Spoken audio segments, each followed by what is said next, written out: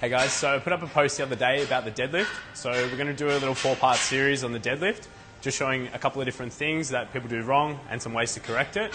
So one of the tools I'll use to teach positioning for the deadlift is a pause deadlift. What we're going to do is get the client to pause just off the ground. What this is going to do is basically ensure they're getting enough tightness from the upper body and then using the leg drive to get that bar off the ground. So if they don't have enough upper body tightness and they just use their hips, they'll get pulled forward and basically into just like a heavy RDL.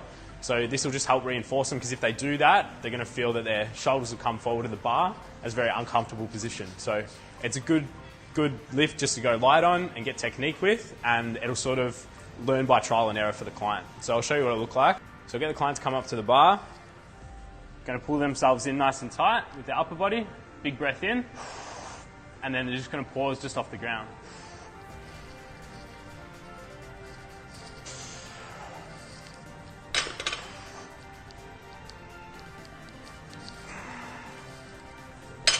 Cool. So I'll show you a couple of common errors. So when people don't do this right, they'll basically get pulled out of position. So if they don't have enough upper body tightness, they get pulled into basically a heavy RDL, and then from there, they're out of position, shoulders are forward of the bar. This is a heavy RDL up from there. So really want to make sure they're pulling themselves into that bar nice and tight, and using that leg drive off the ground. One of the most common issues I'll see with people starting out with the deadlift is you're going to get issues through the lower back. So this can come from a lot of things, like they can be going into lumbar extension or lumbar flexion. But a few simple things we can do just to help out with this, basically get them to pull into the bar nice and tight. So those lats are basically going to be connected to the contralateral glute through the posterior oblique sling. So if we can get a nice contraction through those lats, it just helps us use those glutes and take basically some pressure out of the lower back. Just make sure that they're pulling that bar in tight to their legs, and just make sure they're pulling that bar towards them, so using the lats. Then from there, big breath in.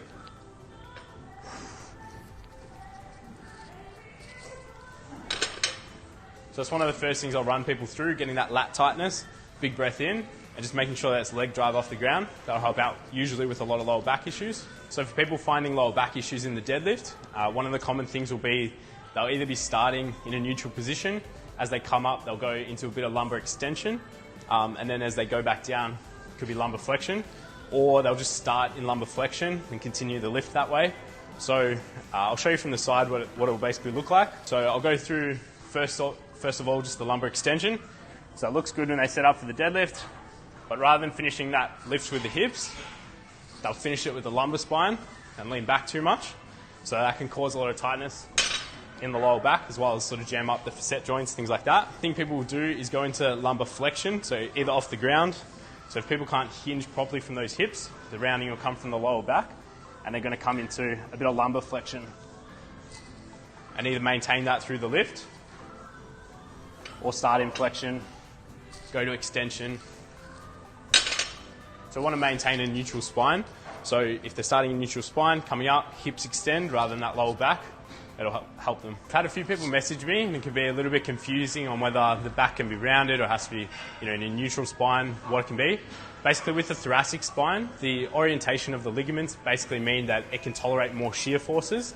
So you want to think of this as basically the amount of sort of forward and backwards motion between the segments of the spine. So the ligaments will run in opposing directions. It just gives segmentally a little bit more support for shear forces of the thoracic spine versus the lumbar spine.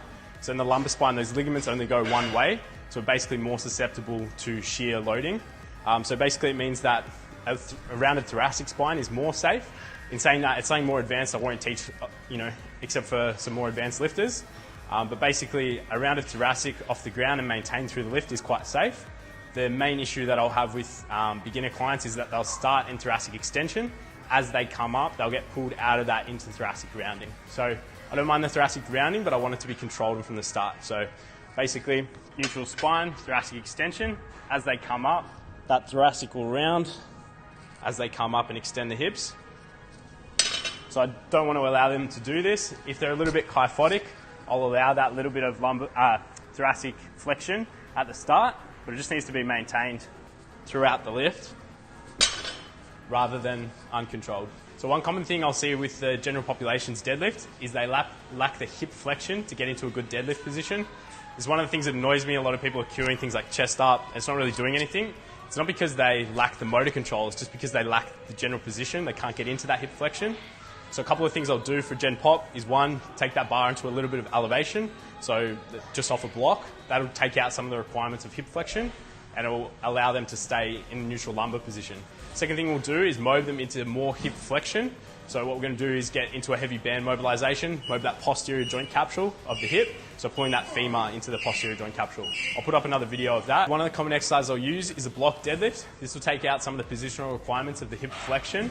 So basically, if they don't have the adequate hip flexion, that flexion is going to come from somewhere, usually the lumbar spine. So this allows them to get into what hip flexion they have while still maintaining a neutral lumbar spine. And then all the same cues. It just takes out some of the requirements of that hip flexion.